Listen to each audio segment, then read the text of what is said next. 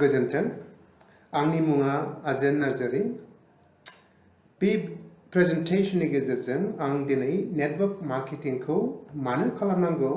बेनि सोमोन्दै सुंद'यै सावरायनो लुबैदों। नेटवर्क मार्केटिंखौ multi level marketing, direct marketing आरो गुबुन गुबुन मुङावबो मोनथिनाय जायो। जुदिव नेटवर्क मार्केटिंआ जुगनिफ्रायनो सोलिबोगासिनो दङ, अब्लाबो बे बिजनेस मडेलखौ मानसिफ्रा भुल बुजियो। बे नेटवर्क मार्केटिंनि बिजनेस मडेलखौ जेसेबां मानसिफ्रा भुल बुजियो, गुबुन बिजनेस मडेलखौ मानसिफ्रा बेबादि भुल बुजिया। गोरोन्थि बुजिनानै मानसिफ्रा बे बिजनेसखौ गाज्रि आरो मावथावना बिजनेस नङा होननानै रिजेक्ट खालामो। गोबाङा सानो बे बिजनेसा मानगोनां बिजनेस नङा। बिसोरो सानो बे बिजनेसखौ थारैनो रावबो मावनो हाया। बे बिजनेसा प्रडाक्ट फानबायबायनायनिसो बिजनेस। आं लाजिसिं प्रडाक्ट बानायनो हाया। खायसे मानसिफ्रा सानो खालि गोजौ लेभेलनि मानसिफ्राल'नो फैसा बानायो, गाहायनि मानसिफ्रा मावख्रुबनानैसो होयो। खायसेफ्रा सानो बे नेटवर्क बिजनेसावहाय मानसिफ्रा हाबो आरो ओंखारो आरो गुबुन मानसिखौ सोनांगौआ गोरलै बाथ्रा नंलियासै। गुबुन मानसिफ्रा सानो बे बिजनेसाव मानसिफ्रा साक्सेस जाया। बेबादि मानसिफोरबो दङ जायफ्रा सानो नेटवर्क मार्केटिं बिजनेसा खामानि गैया, बेजों जेबो जाया होननानै। बेबादि रोखोम भुल बुजिनाय नेटवर्क मार्केटिंनि सायाव दङ। नाथाय आं बेखौनो बुंनो हायोदि बेफोर भुल बुजिनायफ्रा सैथोनि जोबोद गोजानाव। सैथोआ बेसोदि नेटवर्क मार्केटिं एबा नेटवर्क बिजनेसा रियल, बियो थार। बे बिजनेसा थारैनो मानगोनां बिजनेस। बे बिजनेसजों थारैनो रां खामायनो हायो आरो फाइनान्शियेल फ्रिडम जानो हानायनिबो गेरेन्टि दङ। नेटवर्क मार्केटिंआ मोनसे गेदेर फिउचार। जायफ्रा बेखौ बुजिया, सोमजिया, रिजेक्ट खालामो, बिसोरो थार अपरचुनिटिखौ एबा खाबुखौ खोमानानै लायो।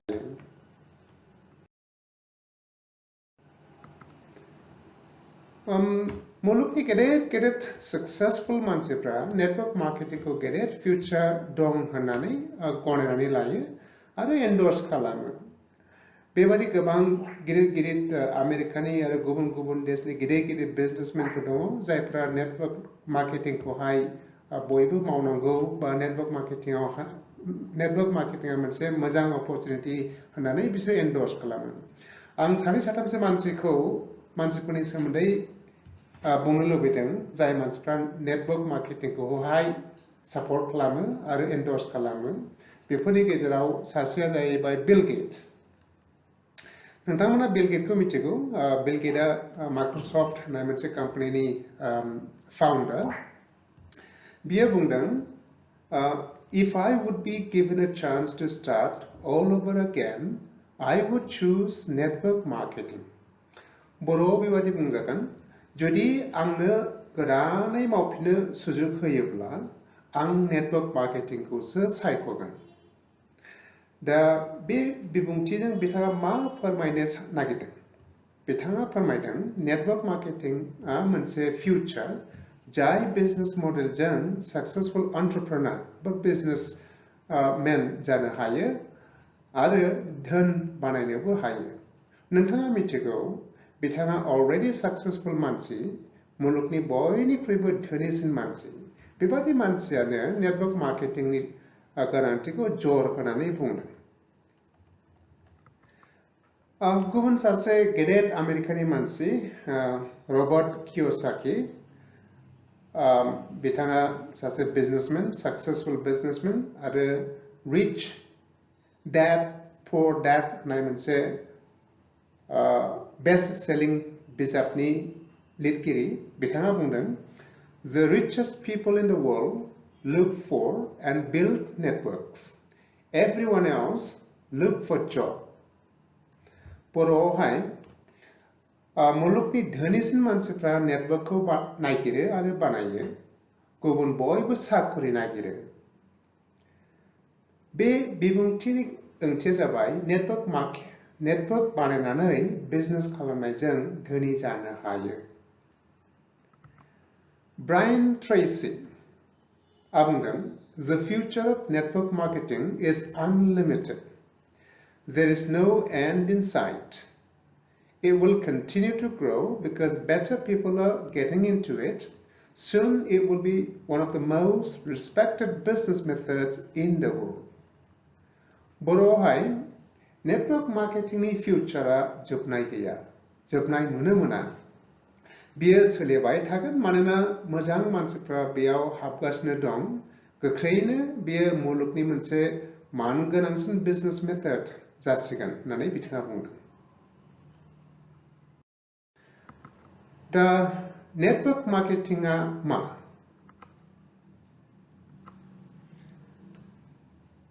Network marketing is a business model built on the concept of time multiplication through the law of duplication. Network marketing ओरैबायदि मोनसे business model जाय business modelआवहाय मोनसे time multiplication नि concept दङ। बे जाहैबाय नोङो बे बिजनेसखौहाय गावनो निजा गावनि बिजनेस होननानैहाय नोङो खालामनानै लानो हायो आरो नोंनि अर्गानाइजेसनावहाय गोबां मानसिफोरखौ लाबोनानैहाय मोनसे गेदेर नेटवर्क बानायो। जेन'बा नों जाबाय आरो नोंनि आन्दाराव सासे सानै मानसि लाबोबाय आरो बैसोरनि आन्दारावहाय सासे सानै मानसि लाबोबाय, बेबादिहाय डुप्लिकेशना जायो। दा डुप्लिकेशना जालांनानैहाय बयबो एफा खामानि मावनायजोंहाय बिसोरनि खामानि मावनायनि जे टाइम बाहायनाय, बे टाइमआ माल्टिप्लाइड जानानैहाय बयबो एफा खामानि मावनायनि गेजेरजोंहाय नोङो मोनसे मोजां बिजनेस नों खालामनो हायो। दा बेनो नेटवर्क मार्केटिंनि मोनसे बिजनेस कनसेप्ट। दा जेसेबां नोङो बिजनेसखौ डेभेलप खालामबाय एसेबां नोंनि प्रफिट बा बेनिफिटआबो बारा जाबाय। दा मोननै रोखोम मार्केटिं दङ। मोनसेया जाहैबाय ट्रेडिशनेल मार्केटिं आरो गुबुन मोनसेया जाहैबाय नेटवर्क मार्केटिं। दा बे मोननै मार्केटिंनि गेजेराव मा फाराग दङ आं बेखौ एसे एक्सप्लेन खालामनानै होनो लुबैदों। मोनसे जाहैबाय ट्रेडिशनेल मार्केटिं। दा ट्रेडिशनेल मार्केटिंआव मा जायो? ट्रेडिशनेल मार्केटिंआवहाय मोनसे कम्पानिया मोनसे प्रडाक्टखौ मैन्युफैक्चार खालामनानैहाय बिसोरो डाइरेक्ट सेलिं खालामनो हाया। बिसोरो मा खालामनो गोनां जायो? प्रडाक्टखौ मैन्युफैक्चार खालामनानैहाय मोनसे इनवेंटरी सेटआप खालामनो गोनां जायो। थारमाने वेयरहाउस जेरावहाय प्रडाक्टखौ दोननो गोनां जायो, बेबादि बिसोरो सेटआप खालामनो गोनां जायो आरो बिनिफ्राय प्रडाक्टखौहाय मुभ खालामनो थाखायहाय बिसोरो एडभार्टाइजमेन्ट होनो गोनां जायो। टिभिफ्राव, पेपारफ्राव आरो गुबुन मिडियाफ्रावहाय एडभार्टाइजमेन्ट होनो गोनां जायो जाहाथे मानसिफ्रा प्रडाक्टनि सोमोन्दै मिथिनाय बादि। आरो बिसोरो मा खालामो? बिसोरो गावसोरनि प्रडाक्टखौ गुबुन एजेन्सिफोरनो हलसेल एजेन्सिफोरनो बिसोरो फाथायहरनो गोनां जायो। बिनिफ्राय लास्टलि एन्ड इउजार बा जोबथा जे बाहायग्राफोर, नों बादि आं बादि मानसिफोर जाय प्रडाक्टखौ बायो बिसोरो प्रडाक्टखौ मोनो। दा जोबथा मानसि बायनायसिमहालागै गेजेराव गोबां बिसोरहा खरस दङ, जेरैहाय एडभार्टाइजमेन्ट आरो बेबादिनो वेयरहाउस खालामनाय, इनवेंटरी खालामनाय आरो गुबुन खामानि बिसोरो मावनो गोनां जायो। बेबादियैहायनो ट्रेडिशनेल मार्केटिंआवहाय मा जायो जाहैबाय मोनसे प्रडाक्टखौहाय डाइरेक्टलि सासे मानसिया बायनो हाया। बायनो हायैखाय गेजेरावहाय गोबां खरस जानानै थायो। दा मोनसे प्रडाक्टनि दामा जुदि 10 थाखाब्ला बेखौहाय जों एन्ड इउजारफ्रा 100 थाखानि बायनो गोनां जायो। मानोना बेफोर खरसाफोरखौहायबो बिसोरो बे एन्ड इउजारफोरनिफ्राय बोखांनानै लानो गोनां जायो। नाथाय नेटवर्क मार्केटिंआ बिदि नङा। नेटवर्क मार्केटिंआ जाहैबाय मोनसे कम्पानिया डाइरेक्ट मोनसे प्रडाक्टखौ मैन्युफैक्चार खालामनानैहाय बे प्रडाक्टखौहाय एन्ड इउजारनि आखायावहाय होयो। बेवहाय गेजेराव आरो गुबुन जेबो खरस गैलिया नेटवर्क मार्केटिंआवहाय। बेनिखायनो मोनसे प्रडाक्टखौ कम्पानिनिफ्राय डाइरेक्ट एन्ड इउजारा बाहायनो मोनो। दा बे हिसाबैहाय नेटवर्क मार्केटिंआवहाय जे ट्रेडिशनेल मार्केटिं बादि गेजेरावहाय जे खरसफोर दङ, बे खरसखौहाय नों बादि आं बादि मानसिफ्रा नेटवर्क मार्केटिंआवहाय खामानि मावनायफ्रा बेफोरखौ ब'नास हिसाबैहाय मोनो। दा दा बेनिखायनो नेटवर्कनि बिउटिया बेनो दा टाइम माल्टिप्लिकेशन आरो डुप्लिकेशननि माबाया पावारा बेनो दा पावार अफ द डुप्लिकेशन नों जेसेबांनाखि डुप्लिकेट नों खालामलांबाय मानसि नोंनि आन्दारावहाय नों जइन होबाय आरो नेटवर्कखौहाय गिदिर खालामबाय दा बयबो नोंनि आन्दारावहायनि मानसिफ्रा एफा खामानि मावनायखाय नेटवर्क बिजनेसनि गेजेरजोंहाय नोङो गोबां फैसा खालामनो हायो दा बेनो बिउटि अफ द नेटवर्क मार्केटिं दा पावार अफ डुप्लिकेशन जे डुप्लिकेशननि जे शक्ति बे शक्तिखौ मानसिफ्रा बुजिया दा बुजियैखाय गोबां समावहाय नेटवर्क मार्केटिंखौहाय भुल बुजियो आरो बिनि सायाव जेबो ध्यान होआ दा संसारावहाय माखासे केटेगरिनि मानसिफोर दङ फैसा खामायनो थाखायहाय खायसे केटेगरिनि मानसिफोरा रोखोम मावनानै फैसाखौ खामायो बेनि सोमोन्दै आं एसे बिजिरनानै होनो लुबैबाय मोनसे केटेगरिनि मानसिया जाहैबाय एमप्लयड मानसिफोर बा साख्रि मावग्रा मानसिफोर मुलुगनि बांसिन मानसियानो साख्रिखौ गोसो होयो साख्रि नागिरबायो साख्रि नङाब्ला बिसोरो जेबो गुबुन राहा गैया थांना थानो थाखायहाय दा ओंखायनो साख्रि मोनोबा जाहैबाय मान्थलि मासे मास जे दरमाहा मोननांगौ बा बेथन मोननांगौ बेखौ बिसोर मोननायजोंहाय गावसोरनि न'खरखौ सोलिनो हायो आरो बिसोरो मोजाङैहाय थांना थानो हायो बेवहाय मोनसे सिकिउर लाइफ दङ बेनिखायनो साख्रिखौ बिसोरो नागिरो दा फ्राय मानसिफ्रानो साख्रिनि फारसे गोसो होयो उन्दैनिफ्रायनो बिमा बिफाफ्राबो बिसोरनि थांखिफ्राबो बेनो जायो जे आंनि गथ'आ मोजां फरायनांगौ मोजाङै फरायनानैहाय जेब्ला देरो अब्ला मोजां साख्रि मावनांगौ आरो मोजां न'खर सोरजिनांगौ बेनो बिमा बिफानिबो थांखि जायो दा ओंखायनो फ्राय मानसिफ्रानो साख्रिखौहाय लुबैयो आरो साख्रि मावनानैहाय बिसोरो थांनानै थायो दा आरो ओरैबादि केटेगरिनि मानसिबो दङ सेल्फ एमप्लयड बा गावखौ गाव एमप्लयड खालामनानै लानाय गावखौनो गाव साख्रि होनानै लानाय जेरैहाय फिसा फिसौ दखान होनानै जानाय आरो फिसा फिसौ बिजनेस खालामनाय जेन'बा डक्टर्सफोरनि फिसा फिसौ क्लिनिकफोर आरो बेबादिनो हेल्थ माबानि बिउटि केयारनि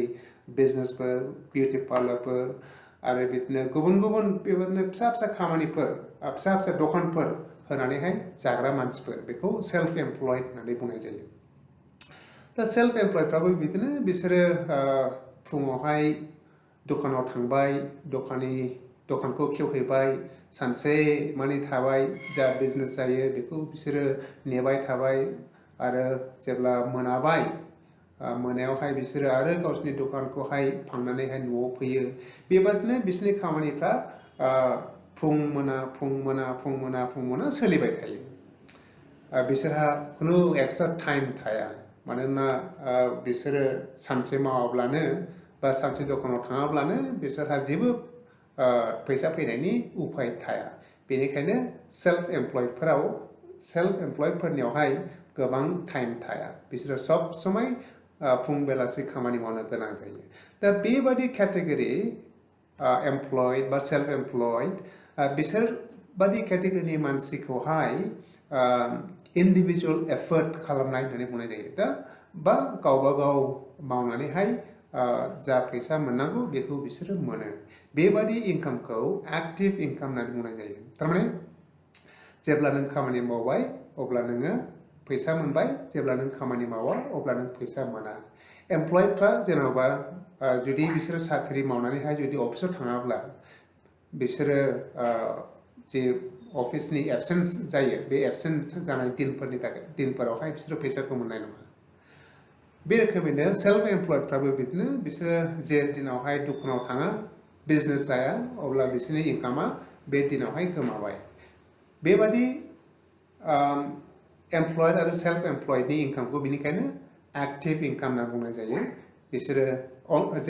जेब्लासो मावो अब्लासो इनकामा फैयो दा बिसोरो सान आरो हर फैसानि थाखाय मावनो गोनां जायो आरो बिसोरनि इनकामफ्रा खाले खुनुरुखुम थांना थानो थाखायल' थोयो बिसोरहा आग्लाय बिग्लाय फैसा थाया साख्रि मावनायजोंहाय गिदिर बेबादिनो खामानि नों मावनो हाया जास्ट थांना थानो थाखायल' साख्रि मावनायनि फैसाया थैयो दा आगदाजोंहाय केटेगरिनि मानसिफोर दङ जाहैबाय बे जाहैबाय बिजनेसमेनफोरा मा बिसोरो गिदिर इनभेस्ट खालामनानैहाय बिजनेसखौ सुरु खालामो आरो बिसोरो फैसा खामायो दा मोनसे बिजनेस खालामनोब्ला खमब्लाबो बिदिनो 50 lakh 1 crore more than 1 crore फैसा नांगौ दा बेबायदि फैसाखौ बबाव मोननानै सोर सासेया बिजनेस खालामनो हायो किन्तु जायफ्रा बिजनेस खालामनो बेफोरबायदि गोबां फैसाखौ इनभेस्ट खालामनानै जेब्ला बिजनेस खालामनो हायो अब्ला जथेस्थ' इनकामा बिसोरना गिदिर जायो मानो होनबा बिसोरो अलरेडि गोबां फैसा बाहायखानायखाय बिसोरो फैसाखौ मोननो गोरलै जायो दा बेबादिनो गिदिर बिजनेसमेनफोर दङ आरो बेल' नङा दा बिजनेसमेननि गेजेरावहाय जेनेबा बिसोरो अलरेडि गावसोर निजा बिजनेसखौ स्टार्ट खालामाब्लाबो बिसोरो फ्रेन्चाइजि लायो जेरैहाय मैकडोनाल्डफोर पिज्जा हाटफोर आरो गुबुन बिदिनो एस्टाब्लिश्ड बिजनेस जाखानाय अलरेडि सिस्टेमा अलरेडि थिक जाखानाय आरो जाय बिजनेसा अलरेडि ग्रोथ जाखाबाय बिसोरबादि बिजनेस ग्रोथ जाखानायनिफ्राय मोनसे बिजनेस सिस्टेमखौ बायनानै बिसोर लाबोयो बेखौ फ्रेन्चाइजि होननानै बुंनाय जायो दा फ्रेन्चाइजियाव मा जायो बिसोरबो बे सिस्टेमखौनो बायनानैहायसो सुरु खालामनो गोनां जाखायो दा मोनसे सिटियावहाय जुदि मोनसे मैकडोनाल्ड दखानखौ होनांगौब्ला जथेस्थ' बिजनेसा जागोन किन्तु बेखौ सेटआप खालामनो थाखायनो गोबां फैसा बिसोर गारखानांगौ जानानै फैयो दा बयबो मानसियाथ' बेबादि फैसा गारनानै बिजनेस खालामनो हाया ओंखायनो बिजनेसमेनफोरा फैसा गारनायजों बिसोरो फैसाखौ खामायो आरो ओरैबायदि केटेगरिनि मानसि दङ बे जाहैबाय इनभेस्टार्स जायफोरा गोबां फैसा थाखानायखाय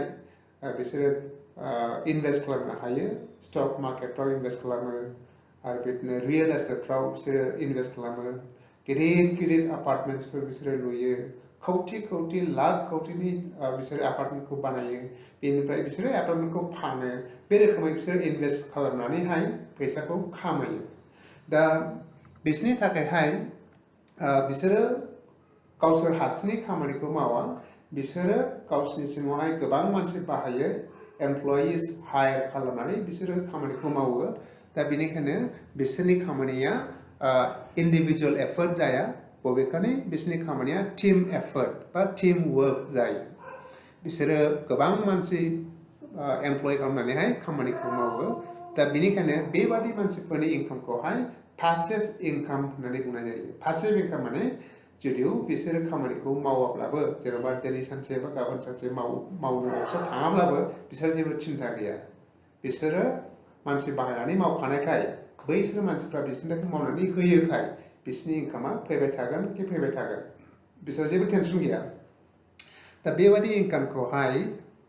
मावाब्लाबो फैनाय इनकामखौनो बुङो जाहैबाय पासिव इनकाम दा बिसोरबादि मानसिनि थाखायहाय फैसाया खामानि मावो बिसोरो फैसानि थाखाय मावा बबेखानि फैसाया बिसोरनि थाखाय मावो बिसोरो अलरेडि फैसा गारखानायखाय फैसाजों फैसा बिसोरो बानायो दा बेबादिनो मोनब्रै केटेगरिनि मानसिफोर संसाराव थायो आरो बिसोर गुबुन रोखोमैहाय फैसाखौ बानायो नाथाय आखिनि जे केटेगरिफोर बिसोरनाव गोबां फैसा थाया आगदानि केटेगरिनि मानसिफोर बिसोरनावसो गोबां फैसा थायो दा संसारावहाय बे आखिनि केटेगरिनि मानसिफोर एमप्लयड आरो सेल्फ एमप्लयड बिसोरो 95%आनो बेबादि खामानि मावनानैहाय थांनानै थायो नाथाय संसारनि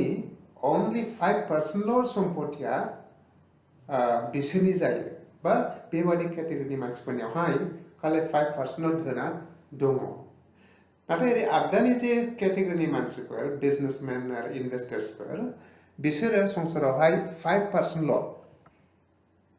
नाथाय बिसोरो 5% मानसियानो संसारनि 95% सम्पथिखौहाय बिसोर आवग्रिनानै लानाय जायो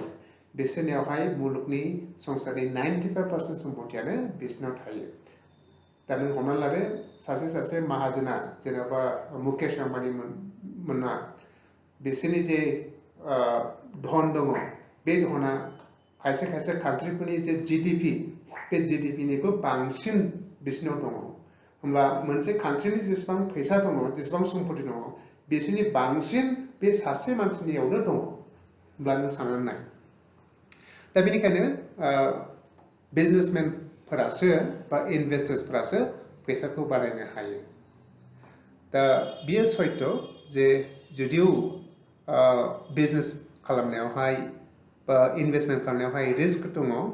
दा रिस्क दङब्लाबो रिस्कखौ लानानै जुदि बिसोर सोरबा खामानिखौ मावोब्ला फैसा बाहायनानै निस्सय बेबादिनो इनकामाबो गिदिर जानानै फैयो why network marketingखौ मानो खालामनांगौ बा नेटवर्क मार्केटिं खालामनायजों मा जायो बेनि सोमोन्दै आं एसे बुंनो लुबैबाय why network marketing मानसिफ्रा नेटवर्क मार्केटिं होननानै खोनाबाय सोरबा सोरबा बाबाय आरो सोरबा सोरबा बेखौ खुनु सिरियासै लाया नेटवर्क मार्केटिं होनोबाथाय सोरबा मुगैयो बा सोरबा सोरबा बेजों जेबो जाया होननानै सानो आरो बेनि सायाव जेबो सिरियास लाया नाथाय नेटवर्क मार्केटिंआवहाय मोनसे अपरचुनिटिया आनलिमिटेड अपरचुनिटि जानानै थायो बेखौ मानसिफ्रा बुजिनो सेस्था खालामो बुजियैनि जाहोनाव बा बुजिनो सेस्था खालामैनि जाहोनावहाय बिसोरो फैसा बानायनायनि जे अपरचुनिटि बेखौहाय नस्थ' खालामनानै लायो मोननै मोनथामसो खोथा नेटवर्क मार्केटिंखौ मानो खालामनांगौ बेनि सोमोन्दै आं बुंनो लुबैदों बे जाहैबाय गिबियावनो नेटवर्क मार्केटिं खालामोब्ला नोङो एक्सट्रा फैसा बा एक्सट्रा इनकाम खालामनो हागौ नोङो जुदि साख्रिवालाब्ला साख्रि मावनायजों लोगोसे पार्ट टाइम खामानि मावनानैहाय नेटवर्क मार्केटिंखौहाय पार्ट टाइमै लानानैहाय नोङो एक्सट्रा फैसा खालामनो हागौ बयनोबो एक्सट्रा फैसाखौ नांगौ जुदि सासे मानसिया मोनसे साख्रि मावनानैहाय 30-40,000 खामायोब्ला बिसोरो लुबैयो जानो हागौ एक्सट्रा फैसा जेनेबा 10-20,000सो फैदेरोब्ला बेयो जथेस्थ' आंनि थाखाय मोजां आरो आङो फाइनान्सियेलि मोजां पजिशनाव थागोन होननानैहाय बयबो सानो ओंखायनो एक्सट्रा इनकामखौ बा एक्सट्रा फैसा फैनायखौ बयबो लुबैयो दा जुदि एक्सट्रा फैसा फैजानो लुबैयोब्ला गोबांथार खामानिजोंहाय एक्सट्रा फैसा फैनो हागौ नाथाय नेटवर्क मार्केटिं खालामनानैहाय जे एक्सट्रा फैसा फैनाय बे इजिसिन जायो मानो होनब्ला नेटवर्क मार्केटिंआव नोङो टाइम बाहायनाङा बा नोङो खरस खालामनाङा बेनिखायनो एक्सट्रा इनकाम मोननो थाखायहाय नेटवर्क मार्केटिंखौ खालामनो हायो you can own a business नोङो बिजनेसखौहाय गावनि बानायना लानो हायो बा गावनि बिजनेस बानायनो हायो नेटवर्क मार्केटिं नि जे कम्पानी बे कम्पानीयाव नोङो जेब्ला जइन जायो अब्ला नोङो बे कम्पानीनि बिजनेसखौ पार्टनार हिसाबैहाय लानो हानाय जायो नोङो गावनो निजा गावनि मोनसे बिजनेस हिसाबैहाय नोङो बे बिजनेसखौ प्रमोट खालामनो हायो दा मोनसे बिजनेस खालामनांगौब्ला बा मोनसे इनभेस्टमेन्ट खालामनांगौब्ला नोंनो गोबां फैसा नांगौ आरो गोबां रोखोमनि खामानि नों मावनो गोनां जायो नोंनो एक्सपिरियेन्स नांगौ नोंनो फैसा नांगौ नोंनो लिगेल सिस्टेमै नों थांनांगौ बे हिसाबैहाय बिजनेस खालामनांगौआ इजि बाथ्रा नङा खिन्थु जेब्ला नोङो नेटवर्क मार्केटिंजोंहाय जइन जानानैहाय नोङो बिजनेसखौ खालामबाय अब्ला बे नोंनि निजा बिजनेस जाखाबाय नों जुदिও जेबो परिश्रम खालामाब्लाबो नोङो मोनसे बिजनेस खालामना लानो हानाय जायो passive income नेटवर्क मार्केटिंआवहाय passive income फैयो passive incomeखौहाय आं दहाय एसे एक्सप्लेन खालामना होबाय माखौ passive income होननानै बुङो बे जाहैबाय passive incomeआ जाहैबाय जुदिও नोङो खामानि मावाब्लाबो जुदिও नोङो अफिसाव थाङाब्लाबो जुदिও नोङो देहायावहाय सुख गैयाब्लाबो हस्पिटालाव थांदोंब्लाबो नोंहा बिदि खामानि मावनांगौनि इसेबां दरकार गैया मानो होनबा नोङो मोनसे नेटवर्क बिल्ड खालामखानायखाय नेटवर्क बानायना लाखानायखाय नों गोबां एमप्लयिसफोरखौ नोङो एमप्लय होखानायखाय बै एमप्लयिसफ्रा नोंनि थाखाय खामानि मावनायनि जाहोनाव इनकामा नोंनियावहाय फैबाय थायो आरो फैबाय थायो दा बेनिखायनो बेबादि इनकामखौनो पैसिव इनकाम होनना बुंनाय जायो इनडाइरेक्टलि इनकामा नोंनाव फैगासिनो दङ जुदिও नों खामानि मावाब्लाबो दा नेटवर्क मार्केटिंनि गेजेरजों बियो पसिबल बियो जाथावना मानो होनबा नेटवर्क मार्केटिंआवहाय नोङो मोनसे नेटवर्कखौ नोङो डेभेलप खालामनायखाय बिल्ड खालामनायखाय नोंनि आन्दारनि जेसेबांनाखि मानसिफोर दङ नेटवर्कआवहाय बिसोरनि खामानि मावनायनि जे कमिसन बा बनास बेफोर नोंनियावहाय फैबाय थायो जुदिव नोङो खामानि मावाब्लाबो जुदिव नोंहा देहायाव थिग गैयाब्लाबो नोङो बिनि थाखाय जेबो सिन्था खालामनांगौ गैया मानो होनबा नोंनि नेटवर्कनि मानसिफ्रानो नोंनो जे इनकामखौ होनांगौ बेखौ बिसोरो होनाय जायो दा बेनो नेटवर्क मार्केटिंनि मोनसे बाहागो No experience required नोंनो खुनु मोनसे एक्सपिरियेन्स नाङा नेटवर्क मार्केटिंखौ खालामनो थाखायहाय गुबुन बिजनेस बादि नङा खायसे बिजनेस खालामनांगौब्ला नोङो एक्सपिरियेन्स गैयाब्ला नोङो फेलियर जायो इजियैनो बेनिखायनो एक्सपिरियेन्स गैयाब्ला बिजनेस खालामनाया गोरलै बाथ्रा नङा दा खिन्थु नेटवर्क मार्केटिंआवहाय नोङो प्रायर एक्सपिरियेन्सनि जेबो दरकार गैया No investment required खुनु इनभेस्ट खालामनांगौनि दरकार गैया नेटवर्क मार्केटिंआ फ्री नोङो नेटवर्क मार्केटिंआवहाय प्राय नेटवर्क मार्केटिं कम्पानिफोरा नोंनो फ्री जयनिं होयो नोंनिफ्राय जेबो इनभेस्टमेन्ट फैसा लाया खालि मा खालामनांगौ जायो माखासे प्रडाक्ट बायनानैहाय गावनि निजा बाहायनो थाखायहाय माखासे प्रडाक्ट बायनानैहाय जइन जानांगौ जायो बेल'सो दरकार फैयो आरो गुबुन जेबो इनभेस्टमेन्ट नेटवर्क मार्केटिंआवहाय नाङा You get proven system network मार्केटिंआवहाय नोङो जेब्ला बिजनेसखौ लाबाय बा गावनि निजा बिजनेस हिसाबै लाबाय नोङो प्रुभेन सिस्टेम बा जाय सिस्टेमखौहाय अलरेडि प्रुभ खालामखाबाय अलरेडि सेटआप खालामखाबाय अलरेडि बानायखाबाय बे सिस्टेमखौ नों मोननाय जायो मोनसे गोदानैहाय मोनसे बिजनेस सिस्टेम खालामबावनांगौनि गोदानैहाय मोनसे सेटआप खालामबावनांगौनि नोंहा दरकार फैला अलरेडि एस्टाब्लिश्ड जाखानाय कम्पानिनि बाहागिदारि हिसाबैहाय नोङो बे प्रुभेन सिस्टेम जे अलरेडि सिस्टेमखौहाय बिसोरो थिक खालामखाबाय बे सिस्टेमखौ लानानैनो नोङो बिजनेसखौहाय प्रमोट खालामनो हायो दा बेनिखायनो नेटवर्क मार्केटिंआवहाय नोङो अलरेडि प्रुभेन सिस्टेमनि बाहागिदारि जायो No legal work required नोंनो खुनु मोनसे लीगल बा आयेननि खामानि मावनांगौ फैया नोङो खुनु नोंहा मोनसे अर्गानाइजेशन बा कम्पानिखौ रेजिस्टार खालामनांगौनि दरकार गैलिया खुनु माने इनकाम टैक्सनि रिटार्न खालामनांगौनि दरकार गैलिया खुनु ऑडिट होनांगौनि दरकार गैला खुनु माबा मोनसे लीगल जे खामानि फैयो मोनसे अर्गानाइजेशनखौ सालायनो बेनि नोंहा जेबो दरकार गैला No need to hire employees नोङो नेटवर्क मार्केटिंखौ खालामोब्ला नोङो खुनु रावखौबो नोङो एमप्लयिज नों हायर खालामनाङा खुनु अफिस नोङो रेन्ट लानाङा खुनु नोङो इलेक्ट्रिसिटि बिल नोङो होनाङा खुनु जेबो बिल गैया बेबादि बिजनेस नों खालामनो हायो नेटवर्क मार्केटिंनि गेजेरजों रावखौबो नोङो रावनोबो एमप्लयिजफोरनो नों फैसा होनांला दरमाहा होनांला अब्लाबो नोंहा गावनि निजा बिजनेस जायो बबे बिजनेसआथ' बेबादि without hiring employees without paying for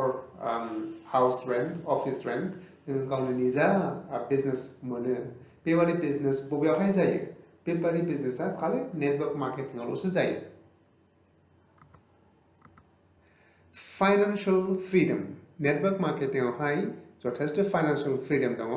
initially जेब्ला नों जइन जाजेनो अब्ला इनकामा नुवा जानो हागौ इनकामा एसेल' जानो हागौ नाथाय जेब्ला नेटवर्कआ ग्रोथ जाबाय जेब्ला बारायलांबाय जेब्ला नोंनि माबायाबो पोजिशनाबो बारायलांबाय अब्ला नोंनि इनकामा गिदिर जानो हागौ बा बेबादि गोबां फैसा नोंनाव फैनो हागौ बेनिखायनो नोङो फाइनान्शियल फ्रीडम जानायनि नेटवर्क मार्केटिंआवहाय गेरेन्टि दङ मानो होनबा बिजनेसनि इनकामा आनलिमिटेड नोंनियावहाय नेटवर्क नोंनो जेसेबां गिदिर नेटवर्क नोंहा दङ एसेबां गिदिर नोंहा फैसा फैयो दा गुबुन ट्रेडिशनेल एमप्लयमेन्टआवहाय बा साख्रियावहाय नोङो गोबां फैसा बानायनो हाया आग्लाय बिग्लाय फैसा बानायनो हाया सानफ्रोमबो नोङो खामानि मावनांगौ जायो नोंनि रिटायारमेन्ट जाजासिम नों खामानि मावनांगौ जानानै फैयो रिटायारमेन्ट जाजासे समावबो नोङो थोजासे माने सेभिंस नों खालामनो हाया साख्रि मावनायनि गेजेरजोंहाय दा बेनिखायनो फाइनान्सियेल फ्रिडमा नेटवर्क मार्केटिंनि गेजेरजोंहाय जथेस्थ जायो खिन्थु खामानिखौ मावनांगौ आरो नेटवर्कखौ बारायनो सेस्था खालामनांगौ टाइम फ्रिडम नोंहा आग्लाय बिग्लाय टाइम थायो नोङो जुदि साख्रि मावोब्ला नोङो अफिसावहाय 9-10 घन्टा नोङो थानांगौ जायो थांलाय फैलाय 2-3 घन्टा थांगोन गासैहाय 13-14 घन्टा नोङो सानसेयाव बाहायनो गोनां जायो साख्रि मावोब्ला आरो बिजनेसमेनफ्राबो बिदिनो फिसा फिसौ दखानदारफ्राबो सेल्फ एमप्लयडफ्रा बिसोरो फुङावहाय थांबाय दखाननि दर खुलिहैबाय मोनानि 9-10टायाव फैबाय दखाननि दरखौ सार्ट खालामनानैहाय बा फांनानैहाय बेबादिनो बिसोरनि लाइफ स्टाइला रुटिन सानफ्रोमबो बेबादिनो जायो जेबो एक्सट्रा टाइम बिसोरनाव थाया जे दिनावहाय बिसोरो खामानि मावा बे दिनावहाय बिसोरहा फैसा गैला बे रोखोमैहायनो बिसोरनाव जेबो टाइम थाया दा नेटवर्क मार्केटिंआ बिदि नङा नेटवर्क मार्केटिंआवहाय नोंहा आग्लाय बिग्लाय टाइम थायो मानो होनबा नोङो अफिसावहाय 9-10 घन्टा खामानि मावा आरो नों सानफ्रोमबो मावनाङा बेनिखायनो नोङो आग्लाय बिग्लाय टाइम थायो बे टाइमफोरखौहाय नोङो गावनि गथ' गथायजों होनो हायो आरो हलिडे मेकिंआवहाय नों बाहायनो हायो नों जेखि स्पर्ट्सफोरावहाय नों बाहायनो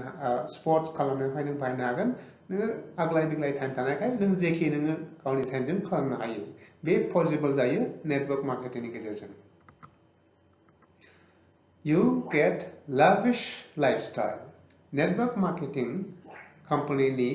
फ्राय कम्पानिफोरहा मोनसे प्रग्राम थायो बे प्रग्रामखौ होननांगौ जाहैबाय इन्टारनेशनल ट्रिप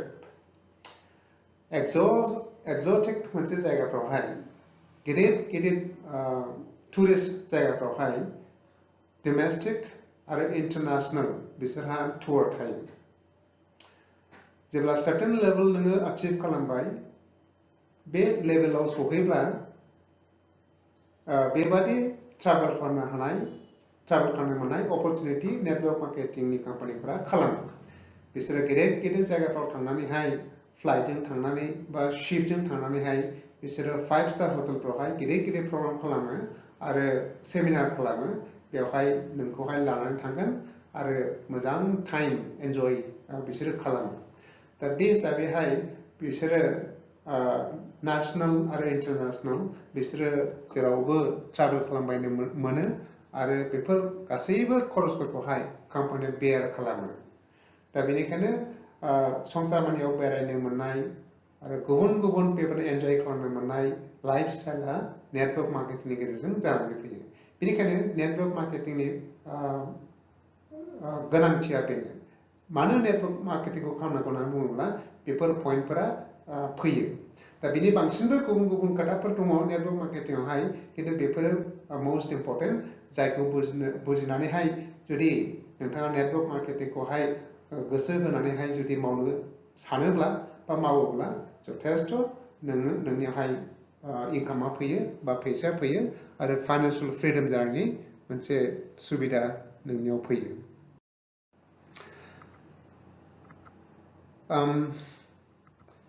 नेटवर्क मार्केटिंनि सोमोन्दै गोबां खोथा दङ दा नेटवर्क मार्केटिंखौ मानो जइन जानांगौ माबोरै खामानिखौ मावनांगौ आरो माबोरै मावोब्ला साक्सेस जागोन बेफोरनि गोबां खोथा दङ दा बेफोरनि खोथाखौहाय सावरायनो थाखायहाय गोबां सम लायो दा जुदि नोंथाङा आंजोंहाय जगाजग खालामनो लुबैयोब्ला आंनो इमेल हरनो हागौ बे इमेल एड्रेसावहाय आरो नङाब्ला बे गाहायाव होनाय जे फन नाम्बार दङ बे फन नाम्बारावहाय SMS हरनो हागोन प्राय SMS हरनाया मोजां मानो होनब्ला कलफोरखौ बबेबा समावहाय थिखांनो हायाबो जानानै फैयो दा बेनिखायनो मेसेजजों कन्टेक्ट खालामग्रोयोब्ला बे मोजांनि बाथ्रा ओंखायनो नोंथांमोना जुदि कन्टेक्ट खालामनो लुबैयोब्ला बे कन्टेक्ट डिटेल्सखौहाय नोट खालामनानै ला आरो आंखौ कन्टेक्ट खालाम बे प्रेजेन्टेसनखौहाय जोबजासे खोनासंनायनि थाखाय नोंथांखौ धन्यबाद खालामसै थेंक इउ